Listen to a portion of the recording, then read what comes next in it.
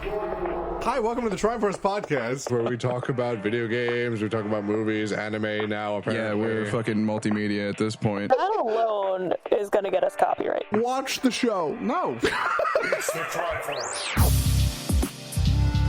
Do you ever love something so much that, like, no matter what, it's like all you think about, you get like very obsessive over it, and to the point where sometimes you even get it maybe like tattooed on your body?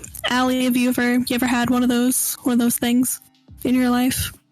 Unfortunately, I can't really speak for the tattoo bit, but I can relate, definitely.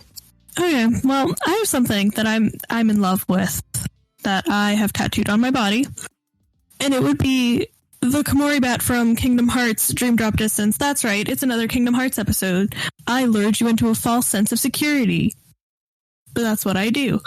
My name is Rayne, and I am your host, and I am joined once again by Allie, a queen. Hello, everybody. I've returned.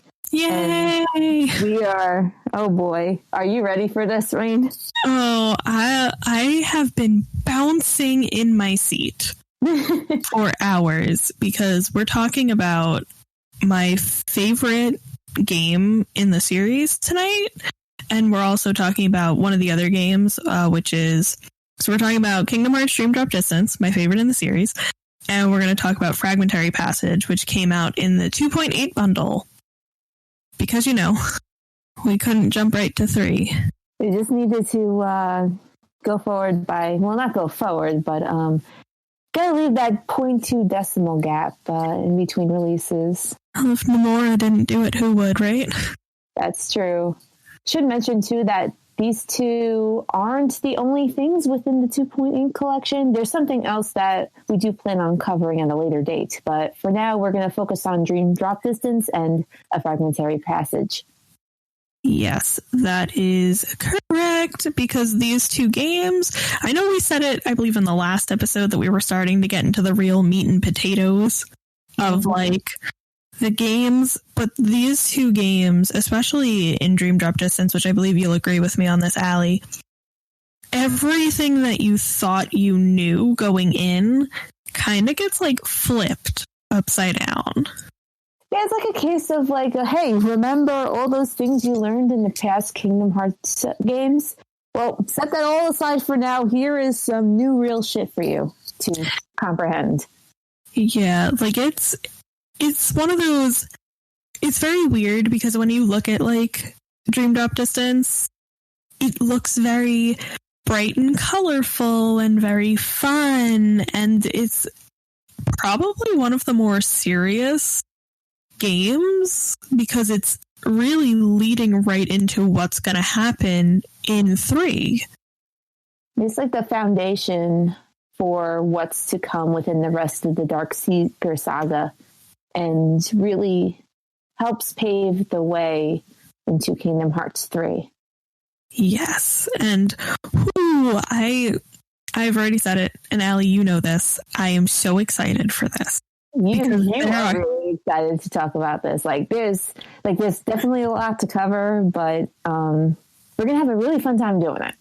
Yes, and this is, like I've said, I've already stated, this is my favorite one in the series, and when we get into it, you're all are going to understand why. Some people at home can probably already guess why this is my favorite, and if you can, well, just shut up, don't judge me, all right? But if you're ready, I'm ready to start dropping some facts on some people. Let's do this. So in March 29th of 2012, Kingdom Hearts Dream Drop Distance was released. And it was released for the 3DS. And I actually just told you this, Allie, but when they were presenting it and they were showing the trailer for this game before it came out, they kind of played a little jokey joke on fans. And so they put Kingdom Hearts 3 and then waited like a second and then put 3D, and everyone was pissed because we were like, what? We thought we were getting Kingdom Hearts 3, but it wasn't. So fun little tidbits of things that Nomura likes to do. Just little tease. Like, I think you said 2012 it was initially released for the 3DS, correct? That is correct.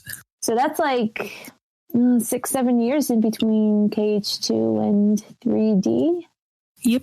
Like, if we're discussing more of the number titles, of course, a lot of things happened between that point in time, but to play like a kind of a little trick like that on everybody, it's like, you gotta wait a little bit longer. There's more to learn, everybody. Yeah, and then especially because, so this game was released for the 3DS, and it's called Dream Drop Distance, which is 3Ds, but it was also a play on it having the 3D function, which I don't think anyone actually used. So I can't really. I think only one game I really used a 3D function, if I have to be completely honest. Yeah, I used it in Luigi's Mansion, I think. That was about it. But so the 3D function for this game was used, if I'm remembering correctly, because I only used it like once, was for going to the worlds, was really when you would use it, and maybe during a boss fight or something, I think you could like use it, but don't quote me on that. Like I said, I didn't use it. The 3D function was terrible. I can definitely, in some respects, I can see it possibly working well during the entering the worlds part, or I think that and correct me if I'm wrong, I believe it was called dive mode. Yes. Because I feel like, because I played this through the 2.8 collection on the PlayStation 4, like, and I'm remembering just like the sequence, like Sora and Rikku, spoilers. Well, actually, yeah, that's kind of a spoiler. You do play as Sora and Rikku in this game. But you, as you're just going through like a super sparkly space tunnel, and things are flying at you, and you're going towards them. Like, I can see that happening with a 3D effect. Is it going to be something ideal for me to see? And it's going to be like, oh my goodness, I definitely have to see this in 3D. Not entirely sure, but your mileage may vary on the person, I suppose. Yeah, it like I said, it wasn't for me. I didn't like it. I didn't think it was necessary, but you know, it was cool for the time.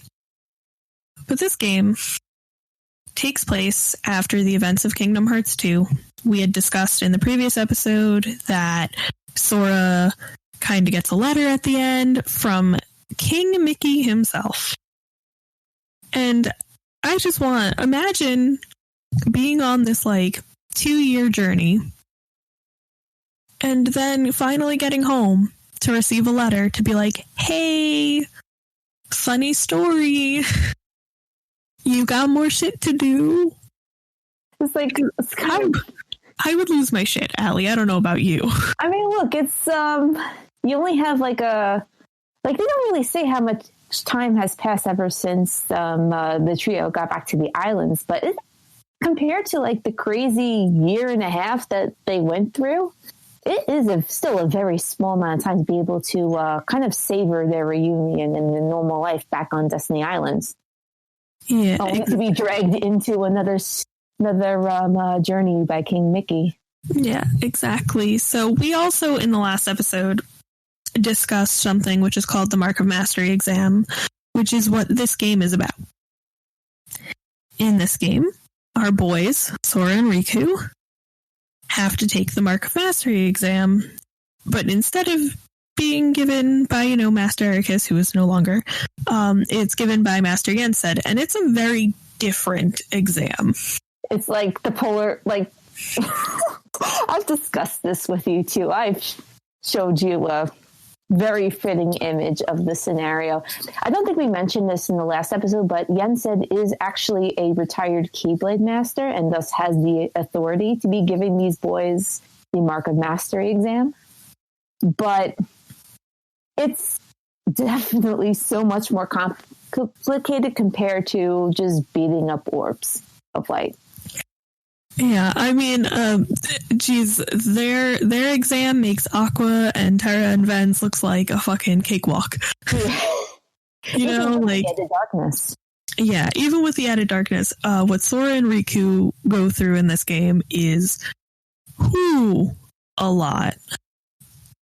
A lot.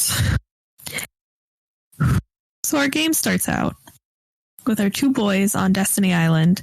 And you know what they end up using here, which I honestly think that I laughed really hard at the intro to this game. Because, Ellie, they're on the raft. They are on the raft. The raft from Kingdom Hearts 1. Yep. It's a fucking return. The coming together starts here within the first minute of the game. MVP, the raft from Kingdom Hearts 1. But you immediately are thrown into a fight, which is fun. It's against Ursula. Haven't seen her in a hot minute. I know. Very wild. And you win, and the boys get flung into the ocean, and their Keyblades open up a road for them. And this leads them to what we were just actually speaking about, which is dive mode, I believe. Yes. Well, actually, should we explain like what exactly they have to do within this Marker Mastery exam? Oh no, I'm getting there. All right. Because you don't actually find out what's really going on until the end of the first world. Is when you learn that they're actually taking the exam. That's true. Yes. Yeah. So our boys, they go into dive mode, and there's no gummy ship in this game. There's no Keyblade thing to drive around on like there was in Birth by Sleep. The way that they go into the worlds is they do this thing called dive mode, and it's really just them falling gracefully. That might be the best way to explain it. I would agree with you on that. You get to see some it just gets very psychedelic at times too. Each space tunnel is using the phrase space tunnel, but it just they're all unique for each world. Yeah, and this is a game I would love to play on acid, like just for that, just for going through those, especially when like later on there's like a boss you have to fight during the dive, so it's crazy. That would just be wild on drugs. But they land in the first world, and the first world is a world we've all seen before. Traverse Town. I don't know about you, Allie, but when I saw that it was Traverse Town, I got hyped. I was excited to see Traverse Town again. I was like, oh shit, bitches, we're back. But here's the thing. I was really excited because I kind of thought we were going to get to see like Leon and Aerith and like Yuffie and all of them. But that wasn't the case. We actually got to see some different characters who I love just as equally. And I don't know how you feel about them, Allie. But I personally love The World Ends With You. I had a really great time with The World Ends With You. Yes. That was one of the DS games, so... Yeah. And those are the characters that Sora and Rikku will be interacting with in this world instead of, Sid, Yuffie, and all of those other people that I mentioned, all the Final Fantasy characters. They're not there. And I honestly must say, though, that it kind of is a bit of fresh air, because The World Ends With You is a Square Enix property that's, well, it's not Final Fantasy, and it definitely isn't Disney, but it's something a little bit newer, fresher. Yeah, and it was the way that they integrated the characters worked really well as well. Mm-hmm. Like, in my opinion, anyway, I liked the interactions and stuff, but that could just be me. No, I definitely would agree with you. I really liked the interactions. Also really liked, because like they didn't really exactly, here's one thing that really stands out too, is that like they weren't, I wouldn't really call them substitutes for the usual Final Fantasy crew. Like they kind of were able to like breathe in their own way, if that kind of makes any sort of sense. Like they weren't pigeonholed into a role. Yeah. They're like, I was going to piggyback off of what you were saying and just be like, yeah, like I agree, because like I feel like you had the Final Fantasy characters and they were oh, okay, this is Leon. Leon's going to act like this. This is Yuffie. Yuffie's going to act like this. And sure, like Neku and all of them are their own characters. They have their own way of acting. But what they were doing in Kingdom Hearts fit so well to the story of like what was going on. Like the way that they just made them fit was like, I don't know, to me, like I was like, that's like how you do it. That's how you take a character and like tweak it just a little bit and be like, yep, that still worked. They were integrated into the explanation for what the Dream Eaters are. Yes. I love them. So, I'm sorry. I just really love this game so much and I could talk about it for like too many hours. But, okay. Sora runs into Neku and Sora, of course, is immediately just like, well, we're friends. I'm going to help you. And Neku was like, bitch, you don't know who the fuck I am. What the fuck are you talking about? Typical Neku behavior. And our boy Rikku runs into Joshua, who is probably my favorite character. So, to the surprise of probably nobody. The first bit does play out as your tutorial, where you learn about things like flow motion, which is a way to get around on the maps, but also you can attack the enemies, which is really cool gameplay. I know, Allie, you really liked it. I really did, because it kind of gives you more options with what to do. We should also mention this as well, but the combat system for Dream Drop Distance is very similar to Birth by Sleep. Like the command deck is back and all that, but the flow motion kind of adds a little bit more to that. Gives you more possibilities for physical attacks, and it also makes exploring the world a little bit more enjoyable, because you're basically, I think, what was the term you used? Hardcore parkour? That is no joke what I call it. It is hardcore parkour. And it's not like you're completely breaking the maps either with these powers, because the layout of the worlds fits flow motion. Or compensates for it, because you're going to be buzzing off the walls like a ping pong ball, or just gliding through the air. And hey, the worlds are bigger. There's a lot more to explore. Yeah, there's a lot more also like open space to give you the like space to like float around, or if you're like fighting enemies, to use your flow motion attacks against them, which I thought was really like cool and a really nice design choice. Mm-hmm. Because it wasn't just also boring open space. Every like place that was open was also well designed for the world. So they did a really good job with integrating all of that. If you want a Keyblade pole dance on the lamp, well, the possibility is there. Hey, now, that's my favorite pastime. We also learn about the monsters that are in this game. So we've had the Heartless before, we've had Nobodies, we've had the Unversed, and in this game they're called Dream Eaters. There's a little explanation, and Allie, I've talked to you about this scene probably 100 times, and I will never stop talking about it, where Rikku and Joshua are talking about what the Dream Eaters are, and Rikku kind of points out, Riku's like, they don't attack you, Joshua. That's really weird. And Joshua's like, oh yeah, they only attack dreamers because they're dream eaters. And, he's like, it's just weird because I have a lot of dreams. And Rikku has this whole moment where he's like, the fuck, you think I'm a dreamer? I'm important? What? It's literally best scene in the fucking game. Not really. That's a lie, actually. But it's one of my favorites. And just Joshua straight up goes, well, every human being is a dreamer. And it kind of like explains, why all the other characters are also being attacked by these things.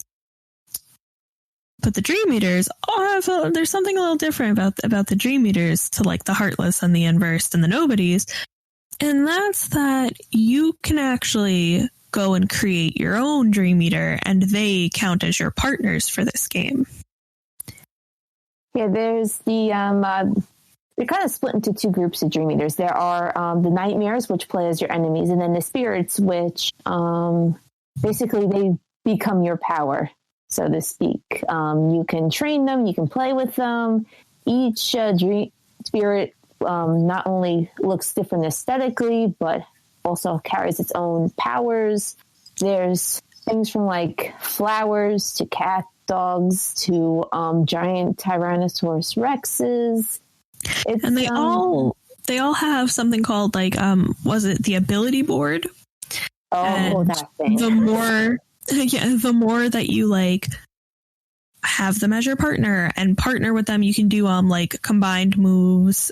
With Sora, he can like use the Dream Eaters to do moves. Rikku can absorb them to get like additional features to do attacks with. And the more you do that and the more you like play with them, you get link points, and you can use those on the ability board to unlock new moves, new stats. I immediately go for getting second chance and once more, because you can get those, which are like super important abilities. Very, very crucial things with your Dream Eaters. Yeah, like in getting those permanent stats is what's going to encourage you to not stick with just one, because you're going to be swapping in and out with these Dream Eaters, and especially since like some of the stuff you can get towards the end game is pretty brutal. Like you can get some pretty stuff from those. You get the R&R seal and just get all of the balloon moves. Oh, you are set. Oh, we have to talk about balloons. But before that, to continue on with Dream Eaters, I'm going to say this, and I'm going to say it live, because I know that one person listening is going to care about this.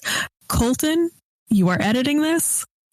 You can get Treasure Magnet very early by using the Dream Eaters. I'm just letting you know, because I know how Colton feels about Treasure Magnet. Oh, no. What? So Treasure who now? That's and there he is. Treasure Magnet.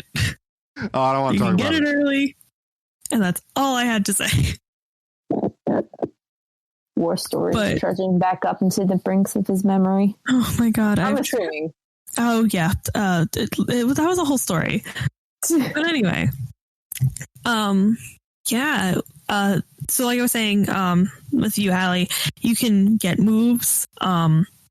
There's obviously different spells in this game, one of them being Balloon, Balloon, Balloonga, which are the best moves in the game. I do not care what anyone else has to say to me. You summon these balloons, and they cause massive damage. I mean, look, you taught me the way. I did. That path of balloon it's broken. Like, I don't think I've touched a lot of other spell classes. Like, it was just like balloon was just my main thing. Like, there's a couple of other like in-game stuff I dabbled with, but balloons are life, man. Balloons were there. They were always there. Yeah. So now that we've talked about that, I am going to talk about the plot now. Oh yeah, here we go.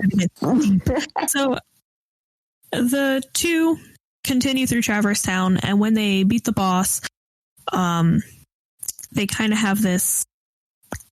I don't really know the best way to explain it, but there's this moment, and you kind of have like it going, back and forth between the Traverse Town Riku's in and the Traverse Town that Sora's in, and they're having this conversation with Joshua about like kind of like how this all came to be. But before that, now, Allie, do you remember who shows up before that? It's our mysterious man. Mysterious man in a dark coat? Mm-hmm. Yes, so there is... Yeah, I everyone in the audience gasping in shock right now. As yes, the organization coats make a return. The organization is still kicking. And causing shit. And donning this particular coat is a somebody who shows up periodically in this game. Oh boy, he is. Yeah. Oh, Allie. I believe this one is young Xehanort, right? Is this him? Yep, it's him. Yeah. So just remember that, everyone at home, young Xehanort. That's important. It's a key factor there. And his, well, at least during the first 2/3 of the game, is to just show up, be cryptic, and go away. Yeah, he doesn't do much. He'll like show up, say a thing, and leave. So both of our boys are very like, oh god, the organization's involved in whatever the fuck is happening. And then they leave. And this is when we kind of find out what they're doing. So Allie, do you want to explain what their Mark of Mastery exam is? Sure.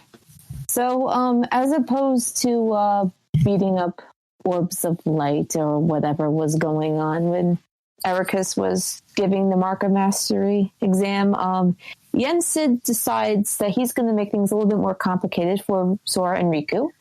And the main mission is to enter 7, they call it the sleeping worlds. And these are worlds that are kind of like disconnected from other worlds within the realm of light.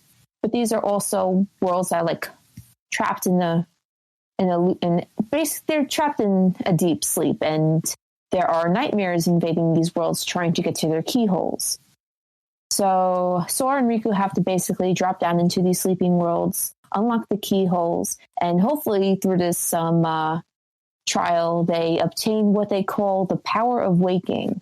And this power of waking will start becoming a little bit more involved with the plot going forward. But the best way to kind of describe it would be that it's a power that can only be wielded by Keyblade masters, if I'm remembering correctly. That is true.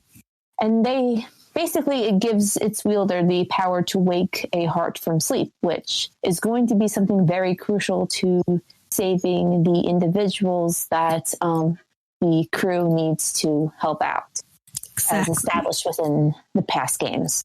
Yes. Oh, saving the babies, as one does. So at this point, you know what our boys are up to, but we learn about what some of our other boys are up to. Oh yeah, this is also. when. So, Meanwhile,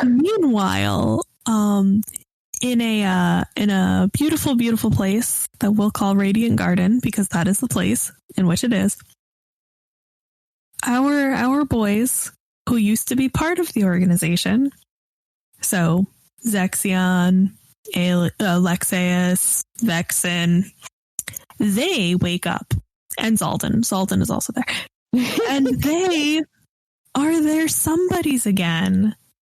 yes, they're not nobodies anymore. Yeah, with the defeat of their nobodies on screen and their heartless, presumably off screen, they're all complete people again. As established in the end of Recoded, that's something that happens when both components have been destroyed. Yes, and so everybody at home was like, well, this is why it's Rayne's favorite game, and you're right. Because Ienzo is alive. That's all that mattered. Oh, and I forgot. Axel was also there. I forgot to mention Axel was also there. Oh yeah, he wakes up. He wakes up. After he gets up, everybody else kind of starts getting up except for Vexen. Now, Vexen, somebody's name is Evan. Evan does not wake up. Yeah, he's still out of commission for the time being. So they're kind of trying to figure out how they came to be, like back as somebody's, while also Lee, who's Axel, is trying to kind of figure out, well, where's Isa, which is Syac. I hope y'all are taking notes at home. Once again, there will be a test. It might be multiple choice. I haven't decided yet. For those wondering, it might be an open essay. Who knows? It's Kingdom Hearts. You never know. So after everyone wakes up, we go back to Sora and Rikku, who are starting the Disney World Tour, Part 29. And I think I've discussed this with you as well. I think we came to a general conclusion that these worlds, like, it's a very nice selection. Yeah, I actually It's all fresh and new. Yeah, it's like, it's all very like, I don't know, like there are worlds that I guess like I just didn't think would get picked because you kind of have this like going into UC Traverse Town, you think that they're going to pick like all worlds that they've used before, but they don't. Like outside of Traverse Town, there are only two that do return outside of the last place. Those would be Prankster's Paradise, which is a Pinocchio world, and then the Grid, which is a Tron world. But they don't feel the same compared to they're very. Yeah, I was gonna say they're very different from like the first time that you see these worlds. Like, I guess you can make a point about like the Pinocchio world, because technically with that we've just been traveling within the innards of Monstro, but it still feels very fresh. That is true. So our boys go on the Disney World Tour as one does when playing Kingdom Hearts, as you would say, Allie, as I stole that from you. No worries. But while they're going on, these two, so Sora and Rikku, are having two very different journeys. And I don't know if you would necessarily agree with me on that, Allie, but that's kind of like how I see it, is they're having these very two different journeys on this exam. I agree with it. Like, events definitely play out differently between both of our boys, and they even fight different bosses and enemy mobs. I guess to kind of like, well, there is a reason why, but I guess like it also, I guess, keeps both experiences fresh, because you're not just playing two different play styles between how the characters fight themselves, but also how you go through these worlds. And there are definitely some examples that are more obvious than others. And I think you can agree with me on that in terms of one world in particular. Yes. I know that like, so like the other thing is like in these worlds too, like it's not just like, oh, okay, go from like point A to point B as Sora and then go from point A to point B as Rikku. Rikku will go to different areas and interact with different characters than Sora will. And like there's, I think I'm remembering it correctly, there is a world towards the end where Sora and Rikku are in the pretty much exact same location, but Riku's doing all of this almost behind the scenes kind of like stuff where he's not really like out doing these huge things, and then there's Sora just kicking down the door and being like, I'm here, bitch. I'm gonna save the day. Obviously, like, you know, as a main character in a Square Enix game would do. True. And it's true, like they have these very different like stories as they go through, and every world for them is different, and it's A, very well done. I never get tired of it. But B, you really get to see, I've brought this up to you, Allie, a lot. This game shows so much of Riku's character growth. Oh yes, like this is like honestly, like this is technically his game. Yeah, like this is, oh my god, this is actually like, this is why this is like my favorite game. And it's definitely like the game that like definitely elevated him as one of my favorites in the series, I have to say. And I think it is partly because of that growth. Yeah, because sorry. No, it's okay. No, go. Like if I had to say, like if there's one character who definitely went through a, like, from based on what we know so far, like if there is one character I can say with confidence that went through like as much, like with the greatest amount of character development, especially going back from Kingdom Hearts 1, it's Rikku.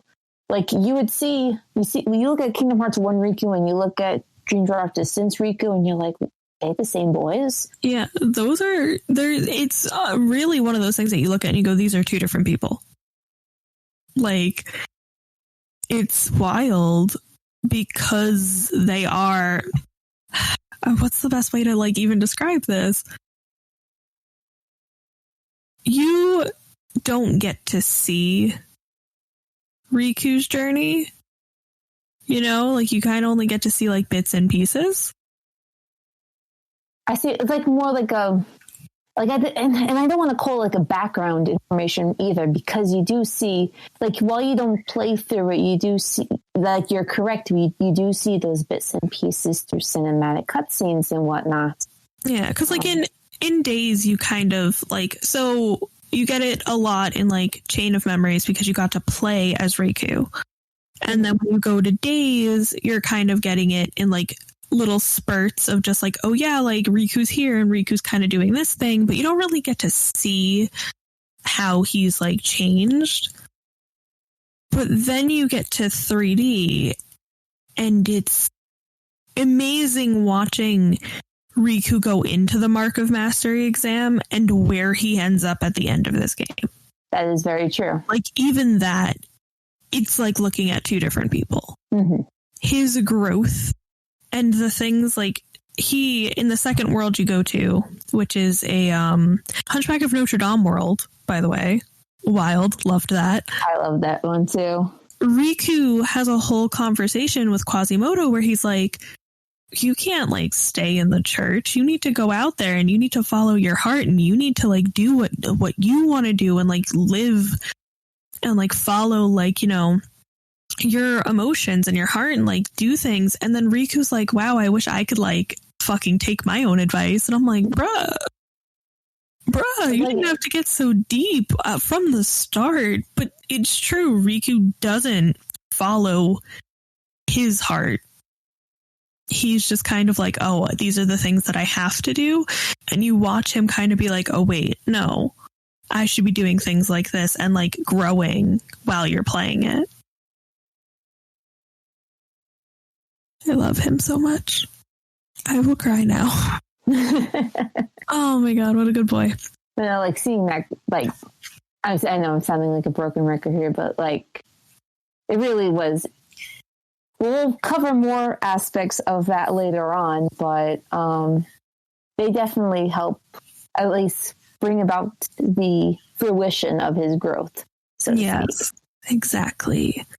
So as we move through this and we like, you know, are going through the story, you kind of start to notice some things where like you kind of like, we get little like tidbits as Sora's going through where like we were already saying, you know, we have the cryptic young Xehanort showing up and doing young Xehanort things. Mm-hmm. But, you know, he's kind of like weirdly hinting about things that are like going to happen. Yeah, and Sora's just kind of like, get out of here. I'm gonna beat your ass. But, you know, in a Sora way, not like that, obviously. It's just basically like a just pop in, say something cryptic and move on kind of thing. All while teasing. It's like, oh yeah, this thing's going to happen to you. Be prepared. And you're like, what is that? Why are you leading us on? Yeah, exactly. Like he really just kind of keeps like showing up to be like, Sora, something bad's going to happen to you. Like something bad's going to happen to you. And he like just doesn't really like, you know, not straight to the point with this one. He's very, let me riddle you this, riddle you that kind of thing going on here. But because we spoke about young Xehanort, I would like to touch on, there are actually, you know, a few other people donning the black coats. Oh yeah, in this game, some, familiar faces that you will meet, which is we have young Xehanort, which is the newest one, Xemnas, Syax, and some Seeker of Darkness. A fucking Sigbar, disgusting, and crusty old ass Xehanort, and that's how I wrote it in my notes, and I'm sticking to it. I mean, that's a way to describe him. It's a valid way to describe him, and that is the crusty ass Xehanort from Birth by Sleep. I am putting that out there so everyone knows that is the Xehanort we're talking about. Yeah, as you remember from Spirit Fingers. Yeah, Spirit Fingers man. Yeah, bald man. Bald man, very angry, pointed at the Heart Moon, killed Terra. Thank you. You know, like that guy that we all hated. He's there. Yeah, and as established from the ending of the secret ending of Recoded, there's the reason why he's actually back is, well, it's been established. His Heartless and Nobody have been destroyed, so therefore he will return as a complete being, just like the other former members of the organization. Yep, which nobody fucking asked him to do, but he did anyway. Yeah, I know. I feel the same way, team. So as we, hold on a second. I scrolled all the way past all of my notes like a fucking idiot. There we go. There comes a point in the middle of the Disney World Tour where I don't know why this conversation is my favorite conversation in the whole, like, literally this is my favorite scene. I have a good feeling I know what that is. You already know, Allie. Yeah. We go back to Radiant Garden, and Lee goes in to one of the rooms that Ienzo is in, and Ienzo is kind of like digging through like rubble because the castle is all destroyed. And he's like, "Hey, we gotta talk," because he's trying to figure out where Isa is. And it's just Ienzo straight up being like, I mean, if he didn't show up here, maybe he isn't a fucking somebody, dude. And Lee didn't like that answer. And he immediately goes, yeah, I'm going to go on my own journey to find him, and just dips. Look, there's shit that's got to be done at this point. My favorite part about it is that he really came in, asked Ienzo for help. And mind you, part of why I like this so much is the fact that if we remember Chain of Memories, Axel killed Zexion. Yes. And if you remember Days, he brings it up to Syax and says that he's the one who killed him. Yes. So Ienzo is sitting there like, you fucking murdered me, and now you're asking me for help. Then goes on the scientific explanation, and Lee still gets mad. Poor Ienzo deserved the world and got that instead. Anyway.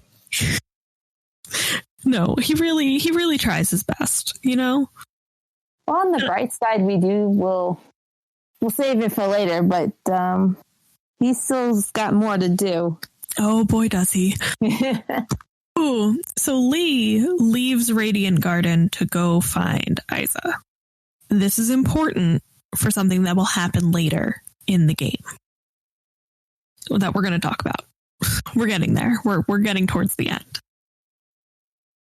So as we're going through, you know, the rest of the game and world to world, and, you know, Xehanort's being fucking cryptic and weird in between, you know, the boys fighting random things and making friends and shooting colorful orbs of paint at said friends to change their colors. As one does, mind you. I have painted my fucking spirits were all painted. I did that. I was that guy. We start coming up on the last world. And the last world is a world that we have seen before. It's the world that never was, baby. Round 2. Electric Boogaloo. This is where just, have you ever heard of the term plot bomb? This is pretty much Kingdom Hearts plot bomb. Yeah. Because a lot of stuff gets dropped on you very quickly within this end stretch. Yeah, because it's like you're kind of getting, I want to say like you're getting like a little bit, and you're kind of slowly figuring it out as the game goes. But when you get here, if you didn't know what was happening before, you certainly are going to know what the point of this game was now. So you get there, and shit hits the fan. I don't know if that's like even the most appropriate way to explain what happens. I mean, I'd pretty much say it's appropriate. Like, as soon as, let's see, how would I best describe it? I mean, as soon as Sora enters this world, you know that things are starting to become a little bit off. because he's technically starts becoming trapped within these illusions as he slowly explores the world that never was. Yeah, I mean, it kind of looks like Sora took something before he got here. Like, he is seeing people, he's, kind of like, what the fuck's going on? And like, sorry, Allie, I cut you off. Oh, no worries at all. No, I was just going to mention, like, he starts seeing like visions of people that he recognizes, some people he doesn't recognize. Like, he sees a vision of Naminé and all of a sudden she starts becoming Shion. And then he starts seeing, he also runs into a vision of Roxas. Oh my god, the conversation he has with Roxas in this fucking part, Allie. Oh, and like, it's a very heartwarming thing too with that too. Like, yes, we have all these hallucinations happening, but at the same time, Sora is pretty much validating Roxas's existence right to his face. Yeah, because Sora is still Sora, but he's like on like LSD or some shit, like he's seeing all of these people, and he sees Roxas, and it's Roxas being like, oh no, it's supposed to be you're the person. And Sora's like, wait a minute, no, fuck that. You are your own person. You're not me. And he kind of like makes this vow to be like, no, like, I'm going to get you back. You were going to be your own person. And Roxas, does the whole like, no, it's okay. Like, you're meant to be you. Like, you're Sora. You're the somebody. It's fine. And then in the process, he imparts into Sora basically his experiences. And within a year of his existence. Yeah, so Sora gets Roxas's memories, which kind of leads into like, then he gets to see, we were saying, Naminé and Shion and all of that. And then he also, I believe, sees Aqua and Terra at one point. Yes. I don't remember if he sees Ven. He starts, like, he sees himself as Ven, or like it kind of like, you see Ven's image kind of like imposed onto Sora's. Yeah, right. Because, that's how I was like, I thought Ventis was there, but like, I had to recall that. But at that point, also notice. No, please. No, I just wanted to note as well. I wasn't sure if you were going to say this too, but as he's experiencing these hallucinations, there's a voice calling out to Sora. That is true. You are correct. There is a very important someone's voice who is basically begging him not to, basically don't go further into the dream, so to speak. Yes. Oh my god. Oh god, this leads up to a scene, Allie. Yep. This is leading up to the scene that brings me to my fucking rant that I will go on for years. Oh my goodness. I'm ready for this. I know exactly what you're going to bring up. So as Sora is like, going through and like all of these hallucinations, and he's going further and further in, he runs into Xemnas. And Xemnas, and I think Xigbar's there too. Xigbar is there to provide more of the plot points, as he he calls them plot points. He's the verbiage man, and Xemnas is there for the muscle. Yeah, because I was like, I definitely remember Xigbar being there. I know I'm not hallucinating. I'm not Sora. I know that they're both there. But, oh my god, this scene upsets me so much. Sora is kind of like, going off. I think he even like brings up, how Roxas was his own person. You guys used him, all this shit. And they kind of partake, they give Sora this intel. And they kind of, and this is what gets me. They say, hey, yeah, about that. So we had no intention of making him his own person. We had no intention of making any of them their own person. We're all becoming vessels for Xehanort. In which you get the fun Xigbar line, I'm already half Xehanort. To which I always respond with, that's because you only have one eye and they can't both be golden. Because you only have one. That's not how that works. But that's just, me hating Xigbar the way I do. Sora goes, I can't believe, like, Sora just straight up goes, you fucking lied to them. He doesn't curse, obviously, but he's like, you lied to them, and they, just don't care. And that's where I bring up my fucking point about the original organization not being villains. Thank you. Good night. That's it. I am right. My job just ends. I end the podcast here. No. We still have another game to talk about. We're not ending it. But that is no joke. I will talk about it till I'm blue in the face. It is here where you kind of see how fucked everything has been. Yeah, they were. We had said it at the start, everything that you knew, just flip it and throw it away. Yeah, essentially the members of the now former Organization 13, because there's the former organization and there's the new Organization 13. The members of the former one, their whole reason for being there was just basically to, become Xehanort, so to speak. But that kind of didn't work out, especially since they started showing, at least like what's the best way to describe it? They started showing traces of their own individuality, which is something that we really like throughout Chain of Memories, Kingdom Hearts 2, definitely Days.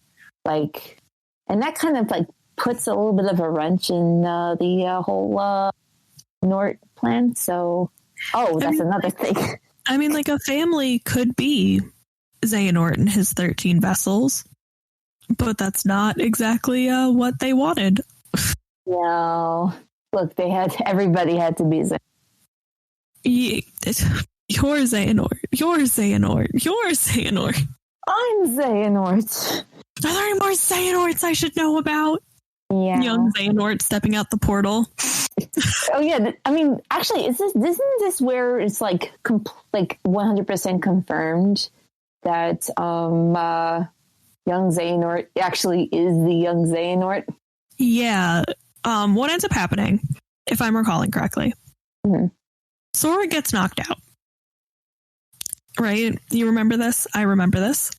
Yes, after he ended up fighting Xemnas. Yes. And the whole plan was revealed, and he ends up. Well, there was also the thing with Zigbar trying to break him by saying that he was unchosen, because that's actually something that comes up too. The whole revelation that Sora was not the chosen one for the Keyblade; it was somebody else. True. But then Sora's like, "Oh, screw that! I'm still gonna be there for the people that the Keyblade did chose," and then commence boss fight with Xemnas, and this here is where shit goes down, basically, and Sora basically falls. Yeah, so Sora falls, and you immediately get kicked over to Rikku. You cannot drop back to Sora. Yeah. And Riku's, going on his own shit, through the world that never was, and facing his own things that he has to face. Yeah, he ends up I'm probably getting ahead of myself, but he does end up fighting this mysterious figure-esque nightmare that is supposed to be a representation of what Sora's going through at the current state of time. And you gotta go kill that thing. Because Rikku gets to the end of the world that never was, and is going to save Sora, Mm-hmm. And he fights that thing. I think he fights that. He also fights Ansem, Seeker of Darkness. Yes, because it wouldn't be a Rikku thing if Ansem, Seeker of Darkness wasn't there. Yeah, he drops a Darkness Within Darkness monologue about how Rikku has to become one with the darkness, and Rikku is basically goes, well, I accepted my darkness, I'm going to kick your ass. Riku's motherfucker, I chose the road to dawn, suck my ass, I am not doing this anymore. Yeah, so and Rikku is right. And then he promptly kicks his ass. But then we see a little bit of a one-to-one with the Guardian, which is this Heartless that's basically has been used as a weapon by Anthem Speaker of Darkness since Kingdom Hearts 1. And you see, like, they have like this little moment where the Guardian kind of reaches out to Rikku, and remember that. That's all I'm going to say about that. That is honestly a very important little tidbit that will come into play later. You have to just remember, add all of this to your notes. Yeah, this is just take a highlighter to this. It'll be on the test. I believe it's, if I'm remembering my boss order correctly, because, it's been a hot minute, he fights these two bosses. And then there's like this kind of like gap between boss fights. Mm-hmm. If I'm remembering for the cutscene. Yes. Because then there's this cutscene where, like, not Sora, no, Rikku, Rayne, where Rikku kind of goes in because he's beaten these two, and Sora is sitting on a chair, like knocked out, and they kind of explain, oh yeah, we've kind of decided Sora's going to be our vessel. Yeah, this is where we basically learn like why most of the events of this game actually happened. Actually, I believe we do have the fight with young Xehanort before the giant plan drop happened. That's what I thought we did. I thought we had the fight with young Xehanort because young Xehanort can also control time. Remember that. That's important. Because he can do time shit. Yeah, there's a particular mechanic within his boss fight that is or you have to fucking with the clock. Oh my god, yeah, no. It's so annoying. The timer, and you have to stop that timer or else it'll revert a bit of the fight and you'll have to do and then you will get stuck in that loop for fucking 50 minutes. It's annoying and I hate it. But you fight young Xehanort, you kick his ass, which is what he deserves. You just end of discussion. It's what he deserves. And you get to this cutscene, and remember what I said earlier about Lee. And that's going to come into play in about a minute.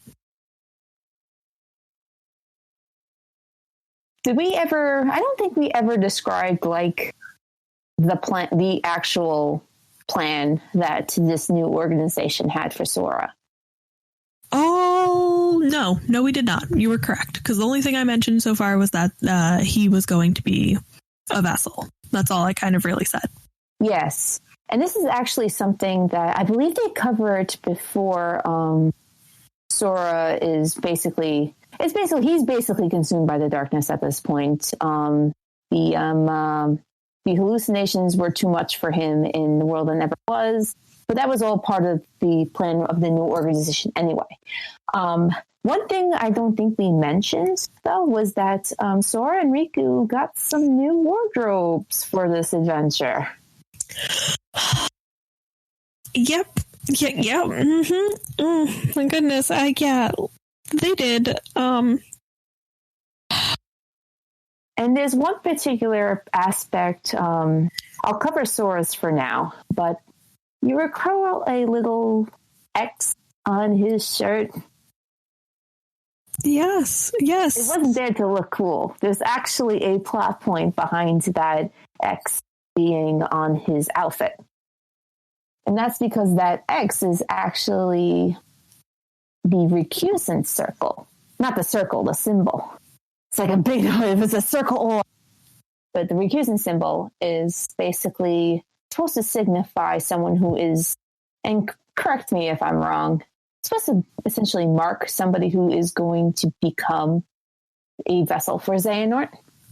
Yes, and if you can actually, if you look back on the other games, you'll actually notice that in Kingdom Hearts 1, Rikku has the X.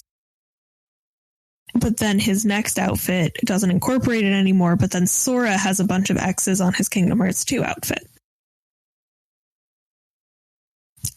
Which ultimately culminates him to just having a big giant X on him. It's like basically an ultimate game of X marks the spot, only with people's bodies. Exactly. So No, you look at this. So this has been kind of like in the making since Kingdom Hearts 2. Like they have been planning for this for some time. Like fun little breadcrumb, so to speak. Yes. For you to like, oh, several years from now, this particular element is going to be relevant. But one reason why I got some questions for Xehanort and how he pulled that one off, but I just want to know how he pulled that shit off, but it's whatever. Yeah. So what do I know? I'm not him. Do we want to be him? I'm just kidding. We don't want to be him. Oh my god. Was Xehanort my dad bringing me my clothes all this time? Oh dear. But like, the whole point of them for this, well, basically they're test crashing the new organization. They crashed the test so they can try to turn Sora into a vessel for Xehanort. And the process ultimately requires their Sora having basically a shattered heart. Yeah, they are breaking this boy. Yeah, it's honestly pretty brutal. Like, yeah, it's like intense. If you can't do it willingly, you basically just need to break something and try to mold it all your own. However, there is one other. They didn't exactly succeed in that, and this will come into play a little bit later. But before Sora's heart could ultimately be swallowed by darkness, enter Ven's heart, who just basically, like for a brief moment of clarity, conjures up his Keyblade armor in order to kind of protect Sora's heart from the encroaching darkness trying to get to it. Yeah, and that'll come into play in a bit with that. Remember this. Yeah, remember that. That's going to be important. Dog page the ear. That's important in about 2 seconds. But I also feel that there's something else we're missing. The kind of like the garnish upon some delicious pie of knowledge and plot bombs. Really? Which part? Which part are we missing? The revelation of time travel within the Kingdom Hearts universe. Yeah, I was about to get to that actually. Okay. And Xehanort and all that. Yeah. So, because we actually learn about it in the scene that I'm going to talk about. All right. Which is fucked. So Rikku gets there, right? Sora's on the chair. He's becoming a vessel. They're kind of explaining it. And Xehanort, at this point, they're all on these chairs, and he's kind of like, yes, I am making my vessels because the 13 darknesses and 7 lights will clash. And, the whole monologue speech that we've been given, we know. Yeah, he's connecting the plan whatever to try to forge the Keyblade, and basically dismisses his actions in Birth by Sleep as acting too rashly. Yes. So as this is happening, right, Rikku tries to attack, gets stopped by Ansem Seeker of Darkness, I believe. Mickey Mouse himself shows up, gets caught by Xemnas. Who shows up to save the day? My boy Lee. That's why I said remember that. He shows up. Aiza is like, oh, fuck that noise. And this is when his hood comes down and we are actually shown that he is becoming one of the vessels for Xehanort. And while this is happening, it kind of all freezes for about a second. And Xehanort's like, we're out of time.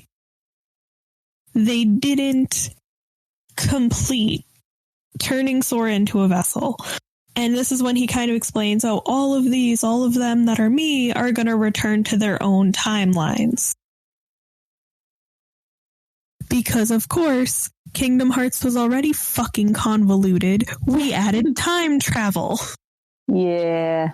Oh, boy. Popped a Moltron for that. That gave me a headache. About having to think about time travel on top of everything else that happens in this game. And they even cite time travel as the thing that ultimately spurred Xehanort into wanting to go beyond Destiny Islands. I don't think that's... Well, actually, yes, we did mention that Xehanort was initially from Destiny Island, but we never really learned what, like, spurred him on. And it was actually a future version of Xehanort who comes in and basically imparts this knowledge about there being multiple worlds and whatnot to his younger self. And there we go. Put that on your Kingdom Hearts bingo card. Time travel. So after this happens, right, they leave the sleeping worlds. And Sora is still KO'd at this point. And Rikku is like, what the fuck do we do? And Jensen's like, well, you could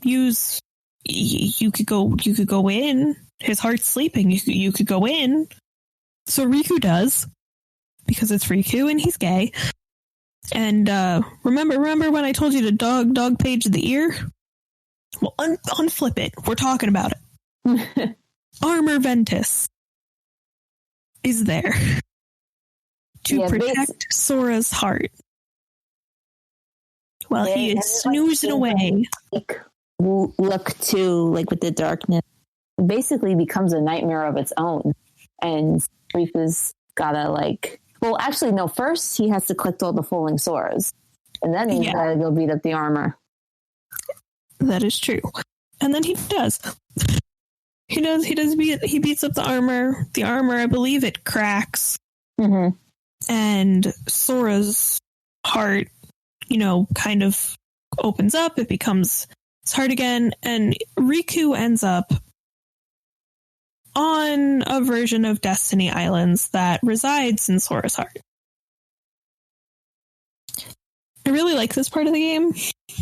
I think it's really cute because there's a couple of people that Riku's gonna meet right here, and he meets Roxas, Xion, and Ventis, and they each ask him a question. And Allie, I don't think you knew this when you first played it, but if you answer these 3 questions in a certain way, you unlock a secret ending. Yeah, that's how you unlock. That's the whole big unlock for the secret ending in this game. Answering 3 questions correctly. Yeah, and they're not like, it's not like they tell you if your answers are wrong either. They're questions that, you could answer anyway because they're kind of like about you in a sense. And so, he answers all those questions, and at the end, Ansem the Wise is there. They have this conversation about Sora, and then Ansem the Wise is like, you need to go. You have to go back. So Rikku does. Along with the... Well, Ansem does give him a parting gift in the form of this research data that he had implanted into Sora while he was sleeping after a chain of memories. But yeah, that's going to be important later too. The data. And Rikku gets back, and Sora motherfucking Kingdom Hearts himself is having a tea party. Like having a fucking tea party. And so nothing bad happens. Yeah. Complete with Groucho glasses. Oh yeah, with like fucking stupid glasses and a mustache. He jumps up, he hugs Rikku, and he's like, Rikku, you're okay. And he's like, yeah, I am okay. Like, and he's like, what the fuck are you doing? I literally risked my life for you. And you're having a tea party. Which is true. That's literally what happens. They find out that, Jens is like, okay, everyone get the fuck over here, or whatever he says. I'm sure it wasn't that. And he says, you guys both, took part in the exam, but only one of you showed the true mark of mastery. Yep. And Rikku passes the exam and Sora doesn't. And my favorite is, so this is happening and Sora's really happy for Rikku, and Riku's kind of like, what? Because, Rikku has, insecure issues, me too. Like, doesn't believe that he deserved it, but he did. But while this is happening, my boy Lee really makes the moment where he goes, I'm going to join you guys soon. And they're all joking. They're like, but you weren't going to wield a Keyblade. And he's like, I couldn't get it to materialize. And it materializes, and you find out that Lee is a Keyblade wielder. Yep, that little stinger at the end. Surprise! Which is top notch. We love to see it. And yeah, that's kind of like, we kind of have this roll into the credits, like Rikku is our fucking Keyblade master. Sora's gonna like have to, figure out his shit, but he's really happy for Rikku. We have fucking Lee as a Keyblade wielder. And it all seems really good. To go visit the Dream Eater spirits again. Yes, that's true. Sora goes. And they all greet him with open arms. With open arms. And then, we roll to credits. And after the credits, who does Rikku bring back to Yen Sid? Because they are, they need the 7 lights to fight the 13 darknesses. Who does he bring back? What do we end this game on? Kairi. Yep. And that's it. That's 3D.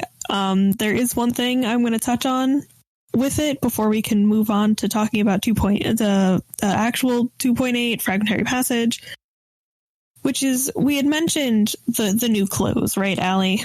Yes. And we talked about Sora's. Mm-hmm. But we do need to discuss Rikku's. Yeah, Rikku's is actually very important as well. So on the back of Rikku's is a symbol, and it's actually the symbol for the Dream Eaters. Yeah. Like, you're looking at it probably 99% of the time you're playing as Rikku, but you see that symbol there. Like, I definitely remember my first time playing this game and being like, oh my god, that's the Dream Eater symbol. That's so cute that they, like, put that on Rikku's back, because of the Sleeping Worlds. How cute. But it's not just there for decoration. Nope. My boy, fucking Liddy Titty. Dream Eater. Wait, Liddy Titty, that's what the kids are saying, I'm certain. I've never heard of that. I'm only 26. I can't be that old. I have to fit in with the kids. Well, with the new nickname for Rikku, I suppose Liddy Titty Dream Eater. Dear Lord. Am I wrong, though? No, I'm right.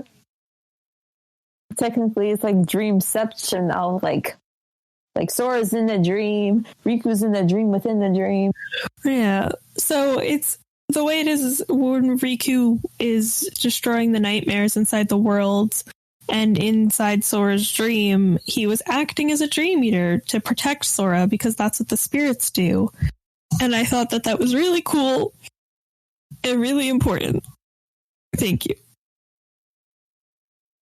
Mic drop right there. Mic drop. So that's Kingdom Hearts 3D. There's a lot that happens. There's a lot of big plot points at the end, and a lot of Xehanort. A lot of Xehanort, and he'll be unwelcome presence for the immediate future. Exactly. And speaking of Xehanort fucked up our girl Aqua, which leads us to talking about Fragmentary Passage. Yep.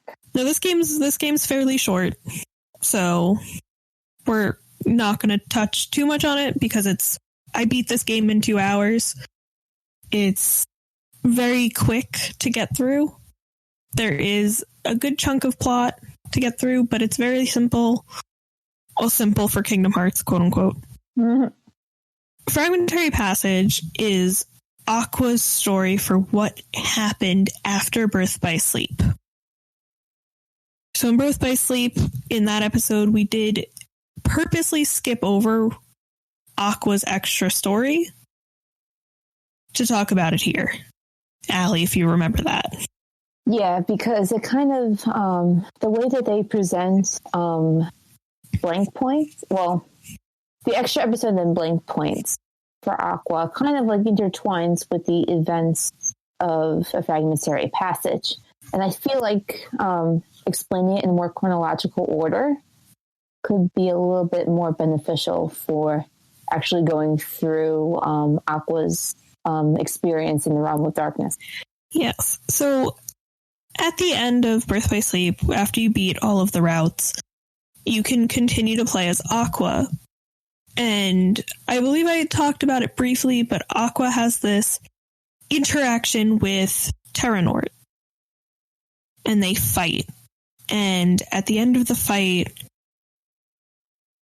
Aqua tries to throw him into the Realm of Darkness and goes in with him. But he doesn't actually go in because it's Nort, and y'all know that he fucking survived anyway. We all know. I've been new, Allie been new, we all been new. Aqua ends up in the fucking Realm of Darkness, as one does, trying to be the savior. You become a Keyblade master, you will end up in the Realm of Darkness. Don't ask questions. That's just how it is. I know I said that about something else, but that's about this too.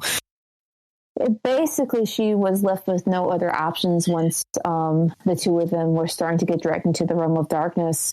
She basically, it's at this point where she at least tries to make an effort to, she summons her Keyblade armor and then grabs Terra and tries to get the two out of there on the Keyblade glider, but she realizes that things are not going as planned. So as an act of sacrifice, she basically takes off her armor to use as like almost like a puppet so that she can at least try to ferry Terra back into the Realm of Light, all the while sinking back into the Realm of Darkness. Speaking about the armor, really quick. I mentioned this outside of the podcast. This is something that wasn't actually spoken about, so I'm throwing it in here really quick before we continue. In Kingdom Hearts 2, it is brought up that Xemnas can be found in the basement of like the world that never was in a locked room. Sounds like he's talking to somebody. In that room is Aqua's armor. Yeah, little tidbit for my fellow friends at home. Yeah, when I'll refer to him as Nort for consistency, but when he's found by Ansem the Wise in the courtyard, Aqua's armor is in pieces near, like close by to him. So they basically recovered that stuff, and eventually Xemnas gets his hands on it down the road. Fucking Xemnas. But yeah, so Aqua is chilling in the Realm of Darkness. In the Realm of Darkness, a bunch of dark sides. There's also another boss that Aqua will fight in the Realm of Darkness, which I thought was really fucking cool, by the way. Don't know if you, felt the same way about that, Allie, but I thought it was really cool. I know exactly what you're talking about, too, and it's like you're actually getting, during parts of the fight, you're actually getting, the visual point of view of the Heartless that she's fighting. Like, you actually see through its eyes. Like, I think they actually call it, red eye or something like that. Yes, because you can, for most of that fight, I believe you just see the two glowing red eyes. Mm-hmm. But, that's Aqua ends up in the Realm of Darkness, fights a boss. There's a bunch of dark sides there. And it's fucking wild, and that leads up to a Fragmentary Passage. And I think it's important to note, too, that how this Fragmentary Passage is presented is kind of a bookends thing, because technically it's a retelling of events from, Mickey was in the Realm of Darkness, and he's kind of, during this meeting with Yen Sid, Rikku, Mickey, and Kairi, they've come to a conclusion that, okay, we have one new Keyblade Master with the power of waking.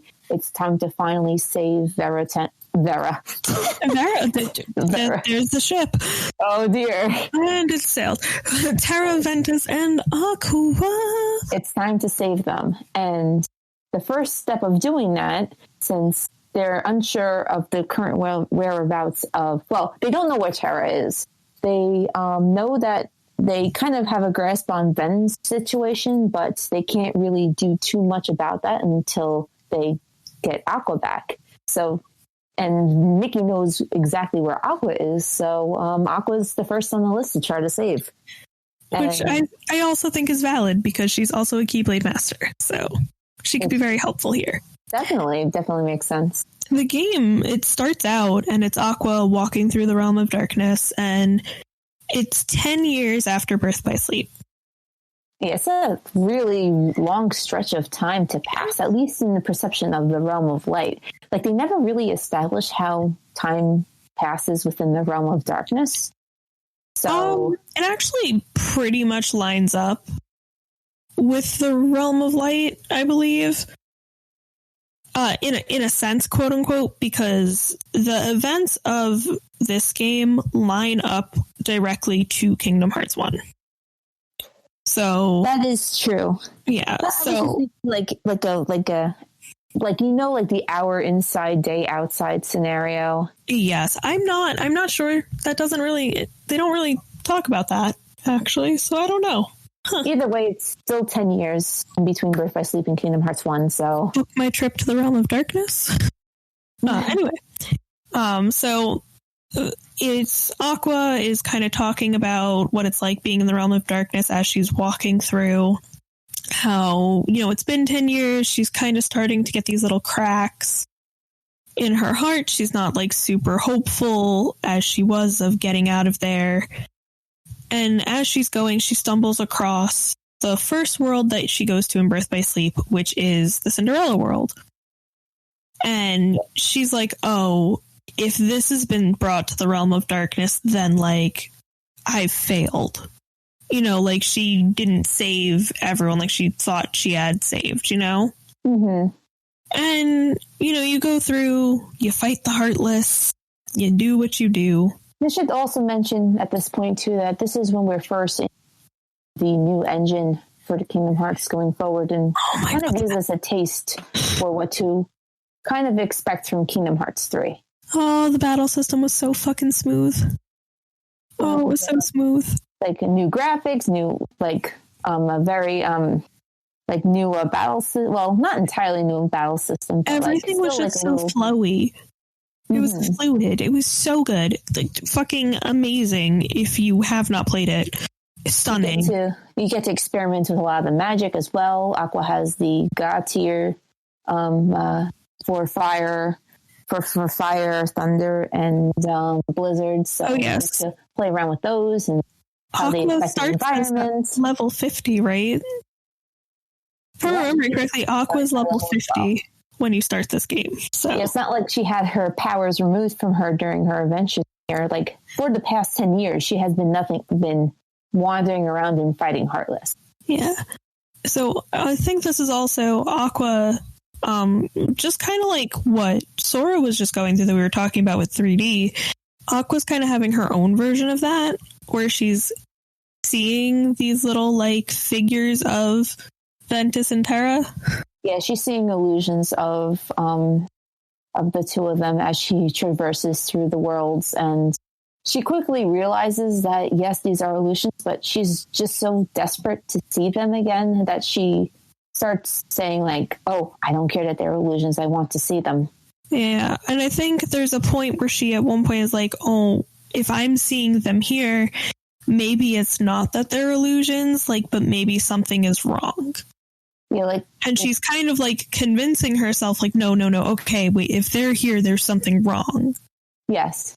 Like they should be in the realm of light, they shouldn't be here.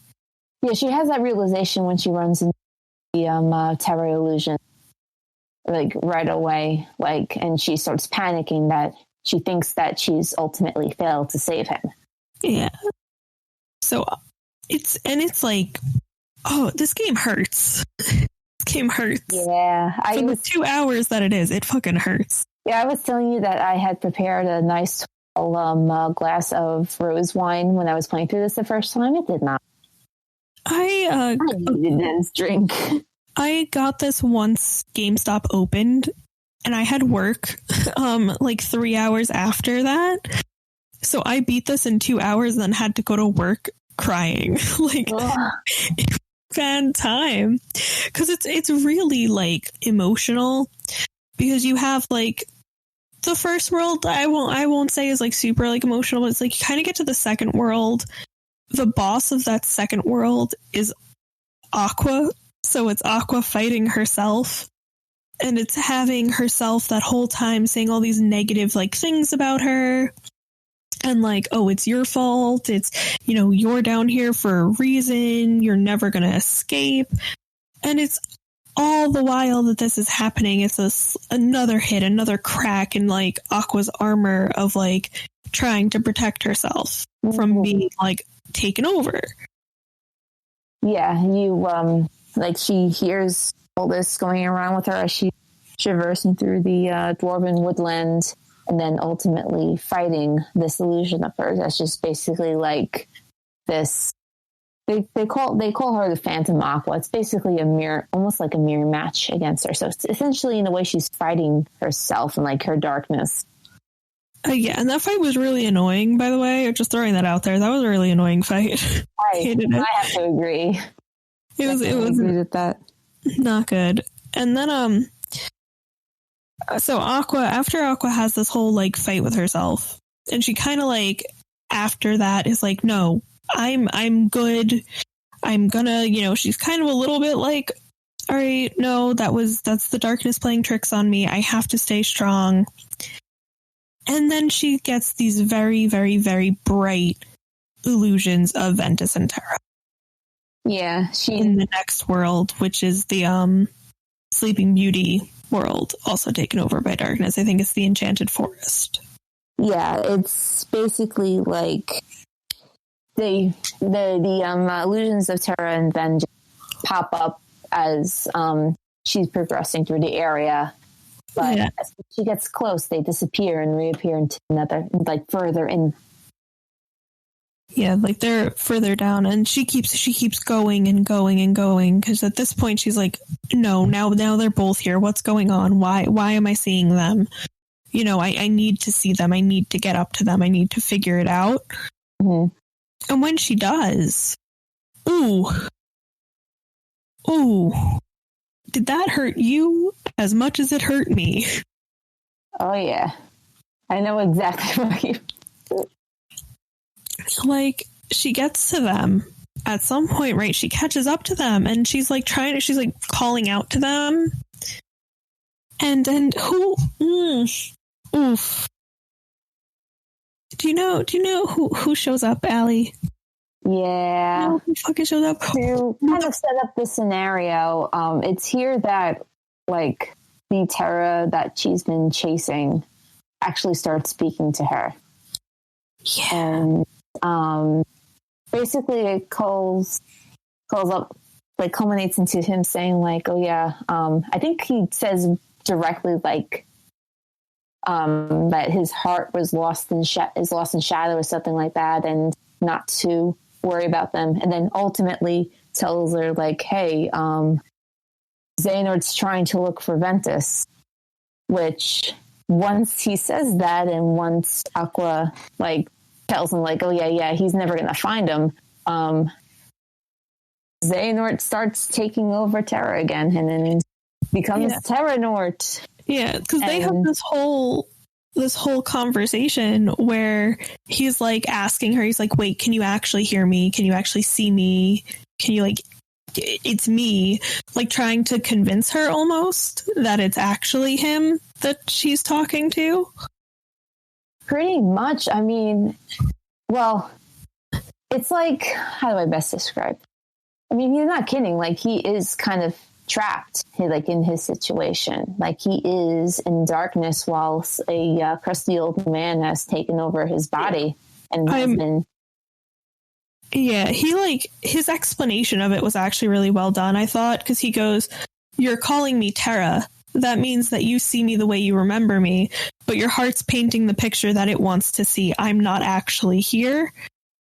Mm-hmm. And is explaining, he's like, my heart is tied to the darkness. It's why we can talk, but I can't see you. If you say Ven is here, then it's an illusion. He's not really here. And then he's explaining to her too. He's like, I fucked up, I messed up. Xehanort's part of me and he's using me because he wants you to tell him where Ventis is. And that's when Terra Nort takes over. Yeah, and Aqua accidentally lets slip that, or at least confirms with the now present Terra Nort, that the location of Ven's body, which is the Chamber of Waking in the transformed Castle Oblivion. Exactly. Which ultimately leads to more or less Terra suddenly showing up again and trapping Xehanort in a headlock, trying to keep him at bay and preventing him from trying to get any more information out of Aqua. Just having this stand against him, and ultimately, it ultimately works out in the end, but it's then Aqua becomes separated from Terra again. She's snagged by the hand of the Guardian, I believe it is. Yes, that's what it is. The hand of the Guardian takes her away. And then the next thing we see of Aqua, she's basically floating in darkness. Yes. And is about to kind of give in to it finally. Until... But she is saved. Bye. Oh, do you ever just laugh? Do you ever just, what's coming? I know. Could you imagine floating in darkness and Mickey Mouse saves your ass? Look, that's that'd be a very fun Wednesday, so to speak. Oh my god, Not to say that this happened on a Wednesday, but... Well, Mickey fucking shows up, saves Aqua, and he, we didn't talk about this in Birth by Sleep, but he gives Aqua, this item, it's a Wayfinder. And Aqua had handmade 3 of them for her, Terra, and Ven, because they were best friends. As as long as we have these, we're always going to be with each other. That was very sweet. An important thing to note about them, too, is that they actually are, and Aqua points this out, too, they are modeled after the good luck charms that would be made on Destiny Islands. Yes. Because they're very similar to the one that Kyrie makes for Sora in Kingdom Hearts 1. Just not made out of seashells. Yes. It's actually made out of really pretty glass and stuff. It's really fucking bless Aqua. I don't have the patience. They're very pretty. They're very pretty. They kind of have this discussion, right? Mickey's like, actually, I'm here to save you. And then Aqua's like, you know how to get out of here? And he's like, no, I didn't get that far. But as they go, they end up kind of on, they start seeing sand. There's a bunch of these, almost familiar rock pillars. It's just this beautiful shot just is leading to it's like the exit of a cave, and you see sunlight just pouring in. And as they go, we get a cutscene. And this cutscene shows our boy, Rikku, from Kingdom Hearts 1 running away, right?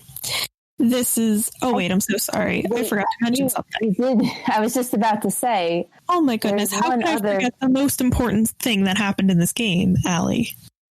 Oh, my goodness. Oh, the Demon Tide. Yes. Oh, my gosh. The fucking Demon Tower, fucking Tide Tower, whatever the fuck. It's a bunch of the Shadow Heartless, but a tornado. So, Sharknado, but heartless. Yeah, it basically ambushes Aqua and Mickey as they emerge from the cave onto the Destiny Islands, and they team up to go quell this threat with some pretty awesome background music playing. I really like the track for it. The soundtrack for Kingdom Hearts in general is sort of amazing. Yeah, but they beat it, quote unquote, beat the Demon Tide, because I don't think you can ever actually truly beat that thing, in my humble opinion.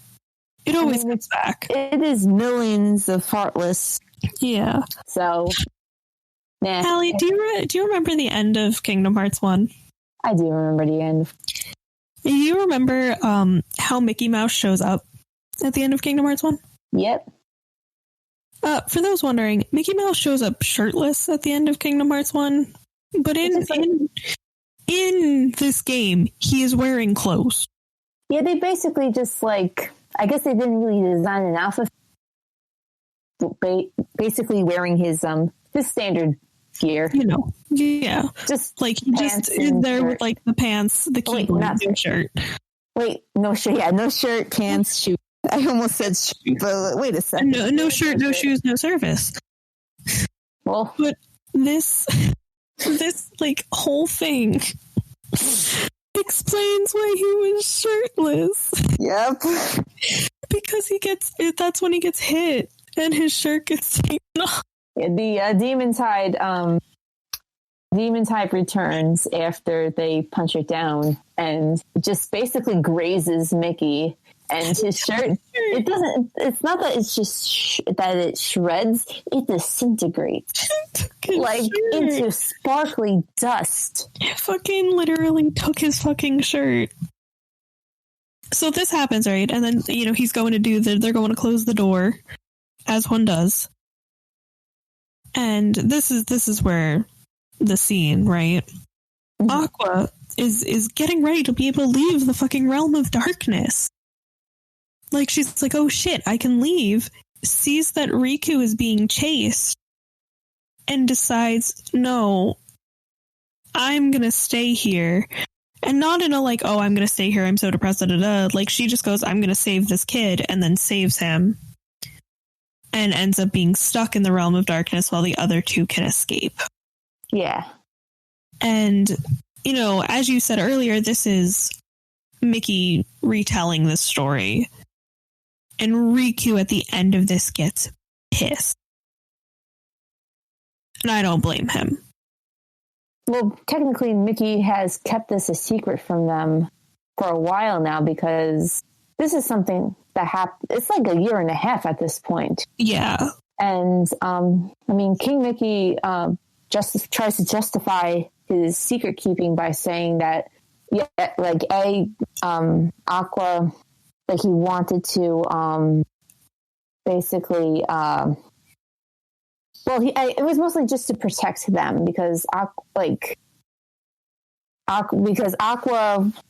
ultimately, the reason why she was still stuck down there was because she wanted to save Rikku.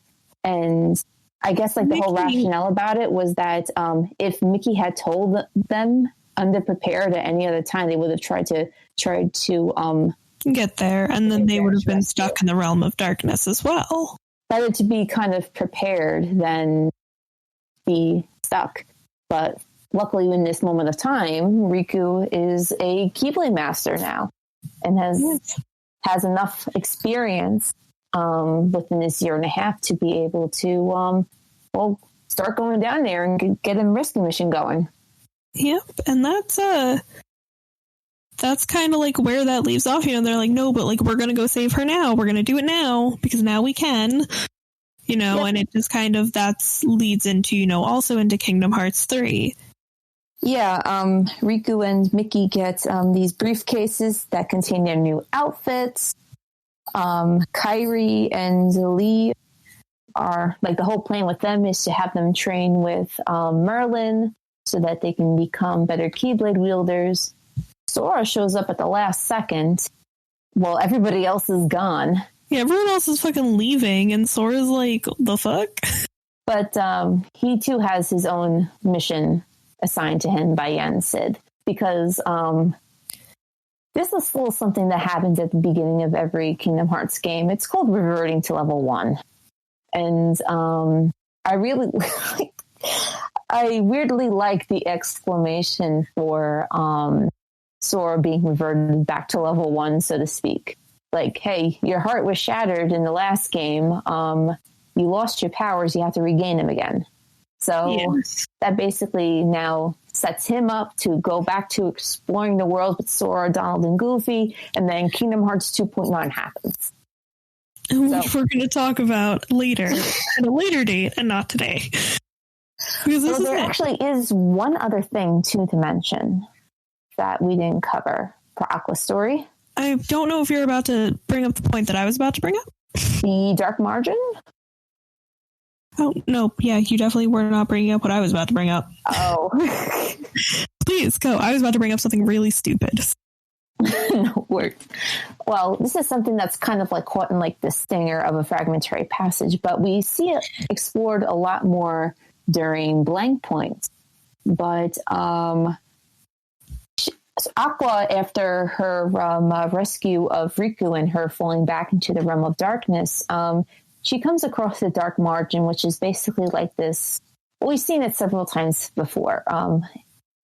Xemnas and Roxas were there, Sora and Rikku were there, but now Aqua finds an Ansem the Wise kind of chilling out on the shore there.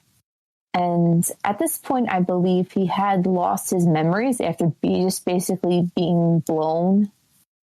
He was blown up in Kingdom Hearts 2. He was in fact blown up. When he was trying to basically digitize the artificial Kingdom Hearts that Xemnas was creating. And it is here where Ansem the Wise basically, he brings up Sora. Like not by name initially, but he brings up, oh yeah, there was this boy who has been saving the worlds from darkness over this stretch of time. He gained the power to wield the Keyblade. He was unlocking the keyholes and he's sealing the keyholes and freeing all the worlds from darkness and returning them to the realm of light. And Aqua ultimately asks who this boy is, and Ansem gives her a name. I remember that. I'm sorry, I just am getting all emotional in the chat over here, because it's true. Like, she really does just end up there, because everyone just seems to end up there, as one does in the realm of darkness, I suppose, and actually that ends up being the last place that she is seen. Yeah, it kind of gives her uplifts her a little bit after all the crazy stuff she's gone through. You have that little spark of hope. And I'm happy that this particular moment is chronologically set after a fragmentary passage.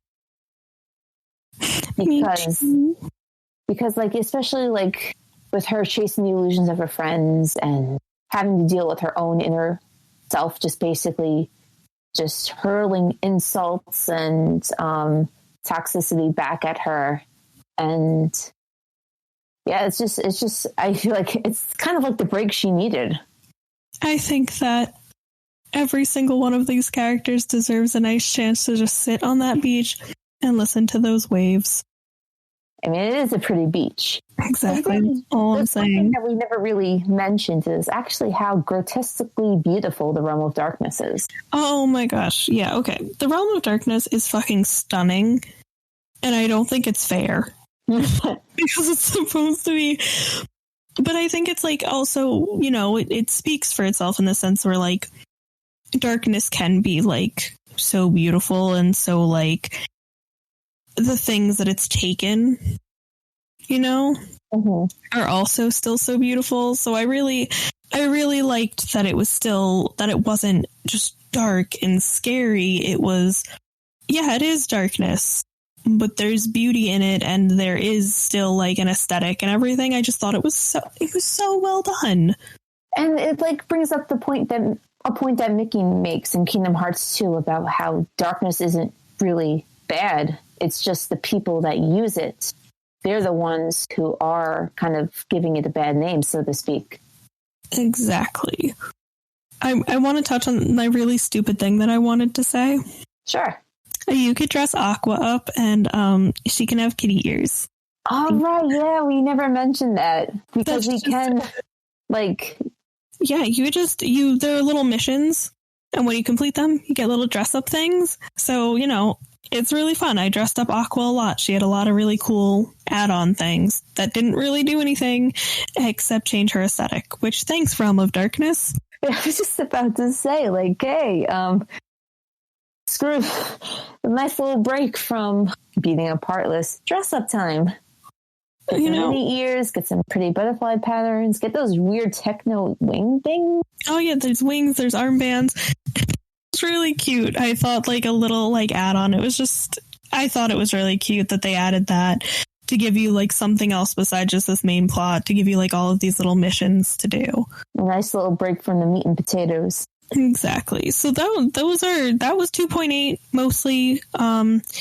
We did not talk about the last thing, which is back cover. Back cover is something we're going to be discussing in a different episode. There's a whole big. There's a good reason why that's being saved for later, and we don't have time to unpack all of that, and so we won't. So this was 2.8.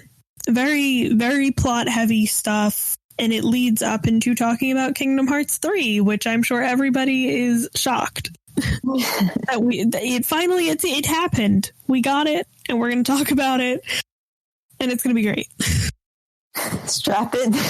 That's a lot of plot, too. Oh, boy. But anyway, thank you, Allie, so much for coming back on to talk about this. Bringing me back.